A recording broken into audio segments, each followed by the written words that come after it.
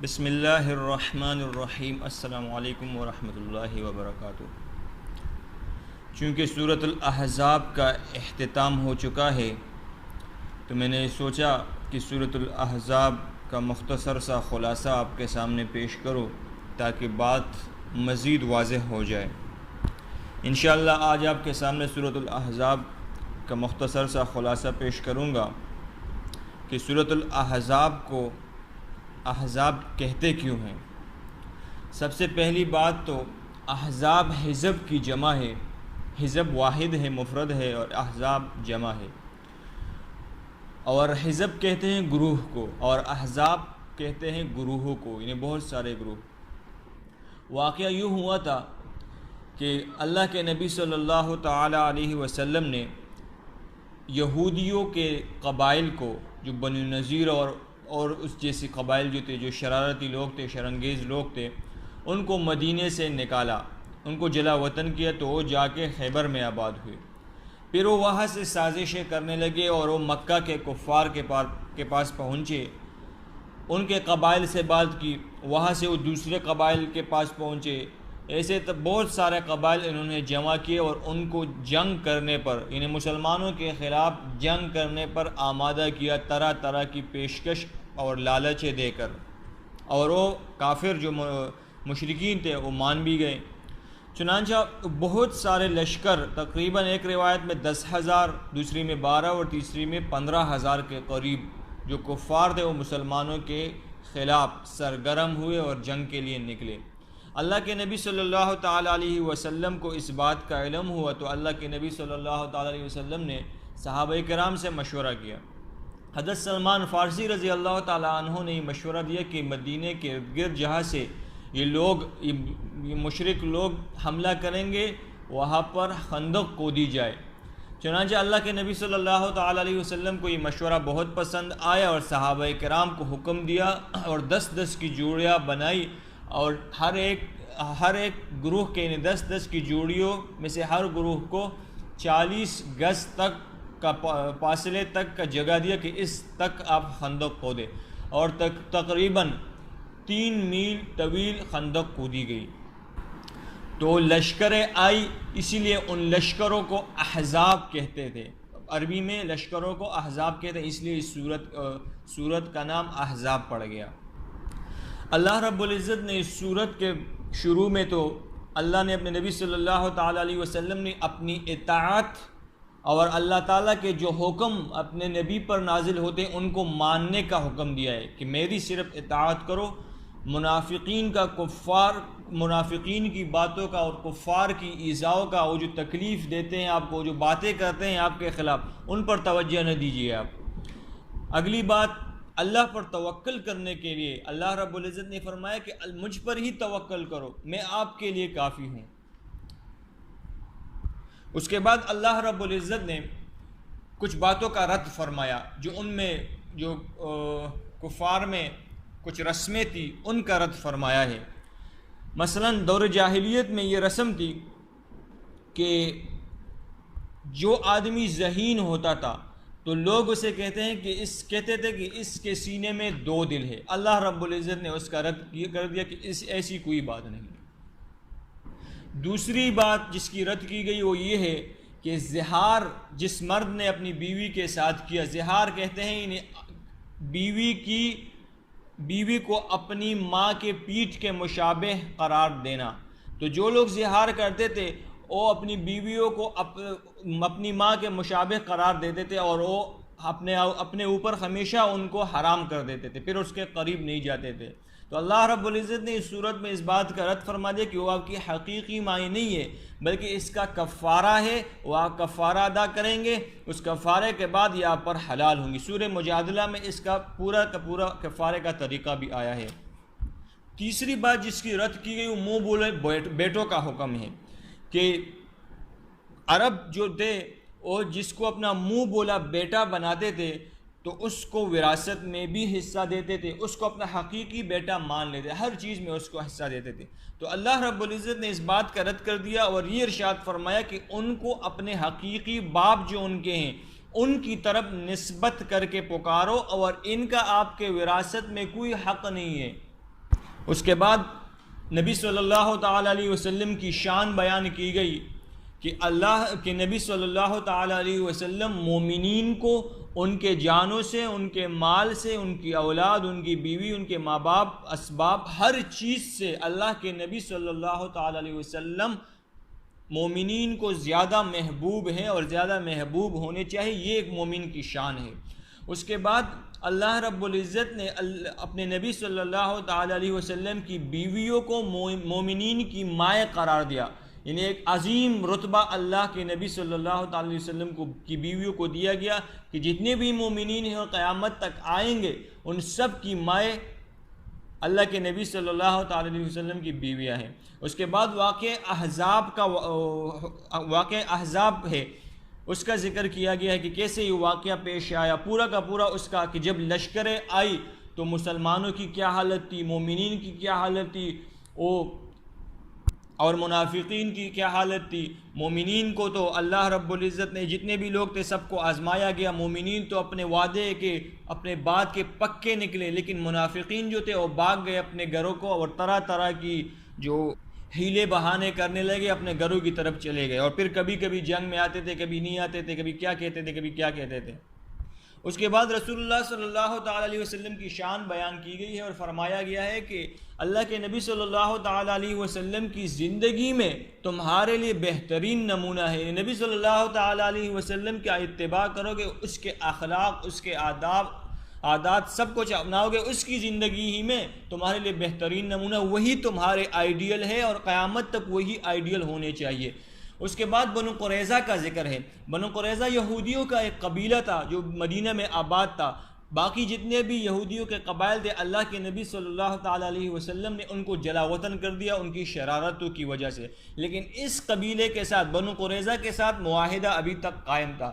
تو جب یہ کفار آئے مدینہ پر چڑھائی کرنے کے لیے تو یہ بنو قریظہ جو یہودیوں کا قبیلہ تھا انہوں نے بھی شرارت کرنی شروع کر دی اور اپنے جاسوس مدینہ میں بھیجے اور طرح طرح کی جاسوسیاں کرنے لگے اور مسلمانوں کے خلاف پروپیگنڈا کرنے لگے. اللہ کے نبی صلی اللہ تعالیٰ علیہ وسلم نے ان کا معاہدہ یاد دلایا، ان پر کوئی اثر نہیں ہوا. اللہ کے نبی صلی اللہ تعالیٰ علیہ وسلم نے ان کو پیشکش بھی کی، مدینہ کے جتنے بھی قجور ہیں ان کی پیشکش کی، لیکن وہ ماننے کو تیار نہیں تھے.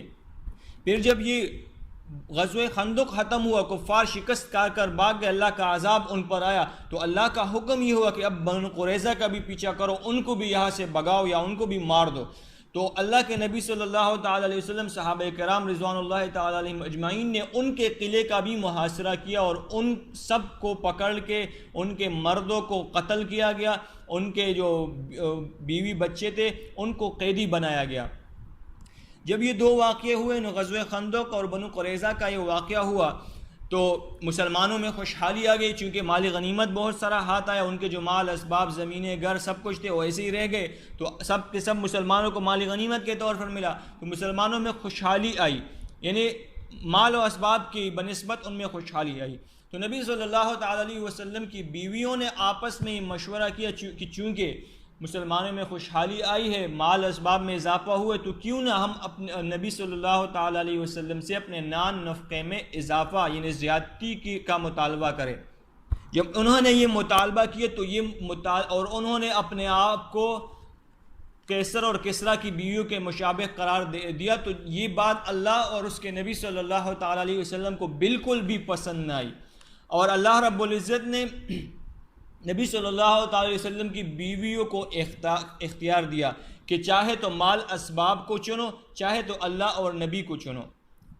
لیکن اللہ کے نبی صلی اللہ تعالی علیہ وسلم کے ازواج مطہرات کی شان یہ ہے کہ انہوں نے اللہ اور اس کے رسول صلی اللہ تعالی علیہ وسلم کو چنا اور باقی سب مال اسباب سب کو رد کر دیا. اس کے بعد اللہ رب العزت نے ازواج مطہرات کی شان بیان فرمائی کہ یہ ازواج مطہرات آپ لوگ باقی عورتوں کی طرح نہیں ہے. آپ اگر کوئی گناہ کرو گے تو آپ کو دگنا عذاب دیا جائے گا، کوئی ثواب کا کام کرو گے، نیک کام کرو گے تو آپ کو دگنا اجر بھی دیا جائے گا، کیونکہ آپ کی عظمت بہت بڑی ہے. آپ نبی کی بیویاں ہو، آپ کو سارے مومنین کی مائیں قرار دیا گیا ہے. اس کے بعد اللہ کے نبی صلی اللہ تعالی وسلم کی بیویوں کو حکم ہوا کہ گھروں میں ٹہری رہو اور نماز اور زکوٰۃ کو قائم کرو، اللہ کے احکام کی پابندی رکھو. اور باہر زیادہ نہ نکلو، انہیں پردے کا یہ حکم نازل ہوا۔ ذکر تو ان آیات میں اللہ کے نبی صلی اللہ تعالیٰ علیہ وسلم کی بیویوں کو ہے، لیکن یہ حکم انہیں گھروں میں ٹھہرنے کا یہ حکم اور پردے کا حکم اور اللہ کے احکامات کو بجا لانے کا حکم، یہ نماز، زکوٰۃ، حج وغیرہ یہ سارے کے سارے احکامات بجا لانے کا حکم، یہ ساری کی ساری عورتوں کو، انہیں قیامت تک جتنی عورتیں آنے والی ہیں سب کے سب کو یہ حکم شامل ہے۔ اس کے بعد ان عورتوں کا ذکر ہے جو نبی صلی اللہ تعالیٰ علیہ وسلم کی خدمت میں حاضر ہوئی اور انہوں نے عرض کیا کہ اللہ کے نبی صلی اللہ تعالیٰ علیہ وسلم کہ اللہ ہم سے مخاطب کیوں نہیں ہوتے۔ انہوں نے یہ شکوہ کیا کہ اللہ رب العزت ایسا تو نہیں کہ ہمارے اعمال قبول نہیں ہوتے اس لیے ہم سے مخاطب نہیں ہوتے۔ تو اللہ رب العزت نے باقاعدہ طور پر پھر ان آیات میں عورتوں کا بھی مردوں کے ساتھ عورتوں کا بھی تذکرہ کیا۔ اس کے بعد حضرت زید رضی اللہ تعالیٰ عنہ کی نکاح کا واقعہ ہے کہ اللہ کے نبی صلی اللہ تعالیٰ علیہ وسلم نے حضرت زید بن حارثہ رضی اللہ تعالیٰ عنہ کو حضرت زینب بنت جحش رضی اللہ تعالیٰ عنہ کے پاس بھیجا ان کو نکاح کا پیغام دینے کے لیے۔ تو حضرت زینب بنت جحش رضی اللہ تعالیٰ عنہ نے انکار کیا، چونکہ شروع میں حضرت زید رضی اللہ تعالیٰ عنہ غلام تھے تو یہ ان کی خاندانی شان کے خلاف تھا، اس لیے انہوں نے انکار کیا۔ پھر اس بات پر اللہ رب العزت نے آیات نازل فرمائی کہ جب اللہ اور اس کا رسول صلی اللہ تعالیٰ علیہ وسلم آپ کے لیے کوئی حکم کرے، آپ کو کوئی حکم دے آپ کے اپنے ہی معاملے میں، تو پھر کسی کو اختیار نہیں ہے کہ وہ اپنے لیے کسی کام کو چنے اور اپنے لیے کوئی کام کرے۔ چنانچہ اس کے بعد حضرت زینب بنت جحش رضی اللہ تعالیٰ عنہ نکاح کے لیے مان گئے اور انہوں نے نکاح کیا۔ اس کے بعد ان میں چونکہ خاندانی فوقیت تھی اور وہی بات چونکہ عرب میں بھی ہوتی تھی، تو دونوں میں حضرت زید اور زینب بنت جحش ان دونوں میں گھریلو ناچاکیاں رہتی تھی۔ تو حضرت زید رضی اللہ تعالیٰ عنہ اللہ کے نبی صلی اللہ تعالیٰ علیہ وسلم کے پاس آئے، ان کو شکایت کی کہ میں ان کو طلاق دینا چاہتا ہوں۔ اللہ کے نبی صلی اللہ تعالیٰ علیہ وسلم نے ان کو منع فرمایا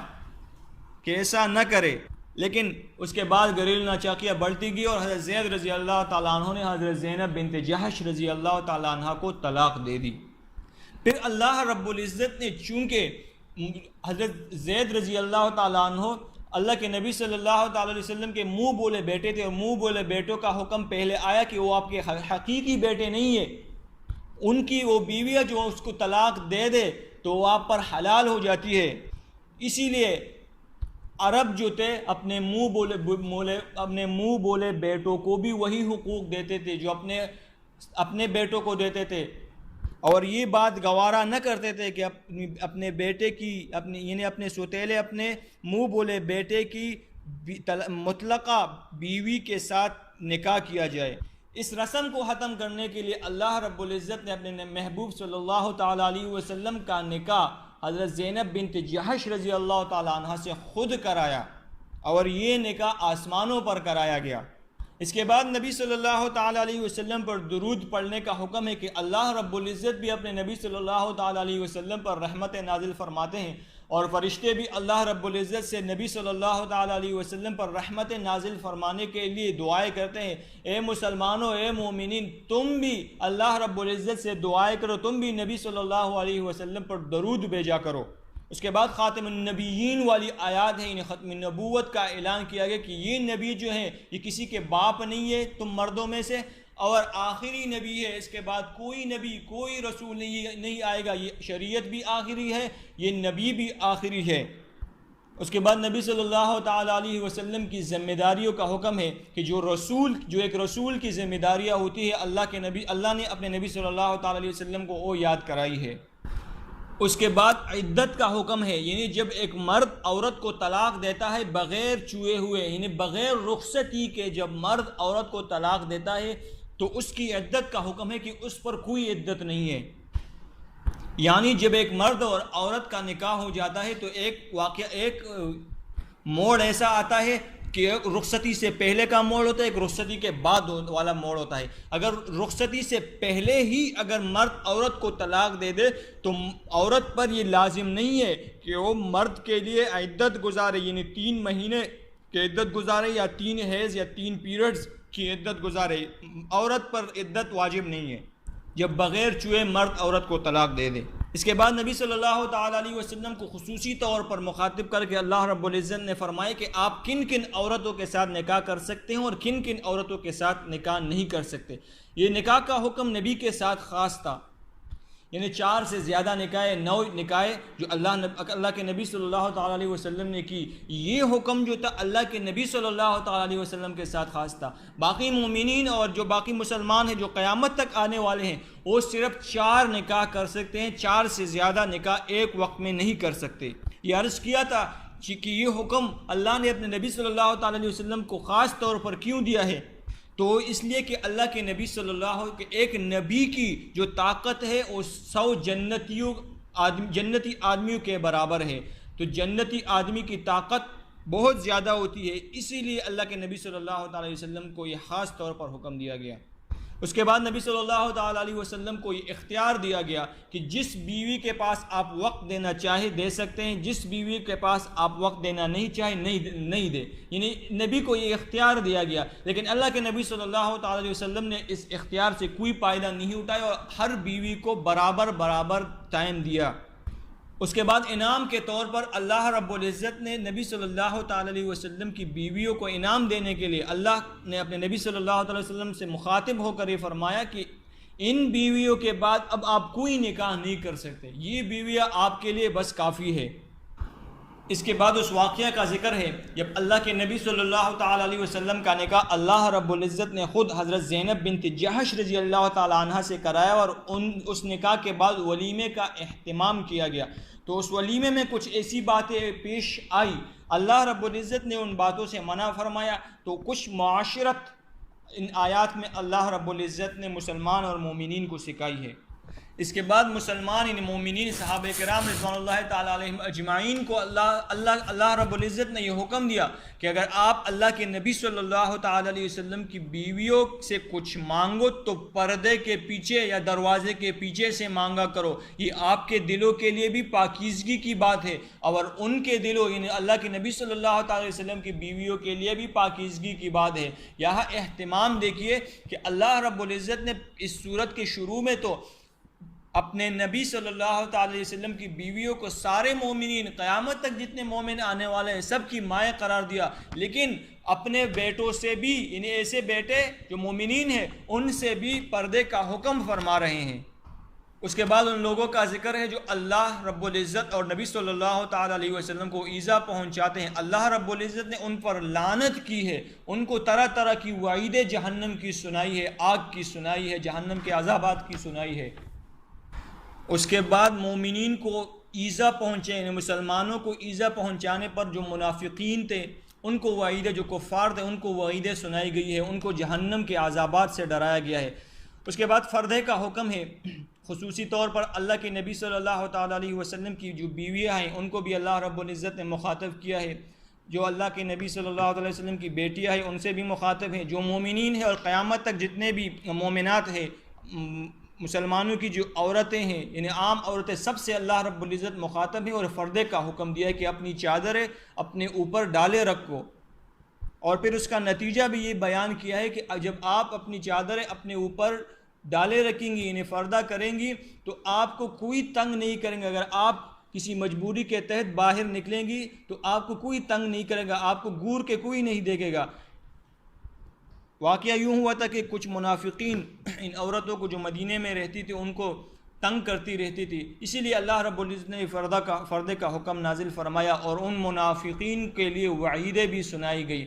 اس کے بعد آخری رکوع کے شروع میں حضرت موسیٰ علیہ السلام کی مثال دی گئی ہے، فرمایا کہ موسیٰ علیہ السلام کی قوم کی طرح نہ ہونا کہ جنہوں نے حضرت موسیٰ علیہ السلام پر طرح طرح کے الزامات لگائے۔ حضرت موسیٰ علیہ السلام کو تو اللہ رب العزت نے ان الزامات سے بری کر دیا، لیکن جو اس کے قوم کے لوگ تھے اللہ رب العزت نے پھر ان پر طرح طرح کے عذابات نازل فرمائے اور ان کو غرق کر دیا۔ اس طرح آپ بھی نہ ہونا کہ نبی پر معاذ اللہ ثم معاذ اللہ کوئی الزام لگا اور اللہ رب العزت تو اپنے نبی کو کسی طرح بری کر دے گا لیکن آپ پھنس جاؤ گے، آپ پر اللہ رب العزت کے عذاب آئے گا۔ اس کے بعد اللہ رب العزت کی جو امانت ہے، یعنی دین کی امانت، اللہ کے حکم کی احکامات کی جو امانت، فرمایا کہ وہ سب سے پہلے اللہ رب العزت نے آسمانوں پر پیش کی، جب انہوں نے انکار کیا اللہ رب العزت نے زمینوں پر پیش کی، انہوں نے انکار کیا تو رب تعالیٰ نے پہاڑوں پر پیش کی، جب انہوں نے انکار کیا تو اللہ رب العزت نے انسانوں پر پیش کیا اور انسان نے اس کو مانا۔ اب انہوں نے انکار کیوں کیا، آسمان زمین پہاڑوں نے انکار اس لیے کہ کیونکہ ماننے کی صورت میں ان کو دو راستے دکھائے تھے کہ ایک راستہ جنت کی طرف جائے گا، دوسرا راستہ جہنم کی طرف جائے گا۔ چونکہ وہ جہنم سے ڈر گئے اس لیے انہوں نے اللہ کے احکام کا یہ امانت لینے سے انکار کر دیا، انہوں نے عذر پیش کی اور انسان نے اس کو قبول کیا۔ تو انسان پر لازم ہے کہ اب اللہ کے حکم کو نبی کے طریقے پر پورا کرے۔ تقبل اللہ منی۔